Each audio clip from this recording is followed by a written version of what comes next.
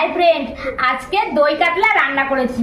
তো দই কাতলার সঙ্গে আর অন্য কি রেসিপি রান্না করেছি চলো তোমাদের সঙ্গে শেয়ার করি। তো সবার প্রথমে দই কাতলাটা দেখাই। তো দেখো দই কাতলা রান্না করেছি। দই কাতলা শুধু সাইজগুলো, এই যে মাছের সাইজগুলো দেখো, এই যে।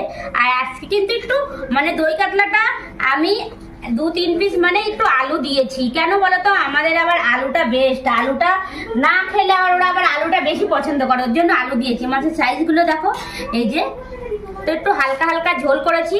তো রেসিপিতে ছিল দই কাতলা আজকে, আর এই যে মাছের তেল দিয়ে, আলু আর বেগুন দিয়ে মাছের তেল রান্না করেছি, শুকনো লঙ্কা আর কালি জিরে তেলের পর দিয়ে। খেতে কিন্তু সেই টেস্টি। আর এই যে দিদি ভাইয়ের বেগুন পটল ভাজা, পটল ভাজা তো সেই টেস্ট।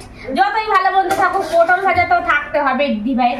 আর মেনুতে ছিল সাদা ভাত। তো আজকে আমাদের এই ছিল আজকের মেনু। তো দিদি ভাইয়ের এই ভিডিওটা তোমাদের কেমন লাগলো অবশ্যই একটা কমেন্ট করবে। যদি ভালো লাগে তো একটা লাইক করে দিও। টাটা বন্ধু।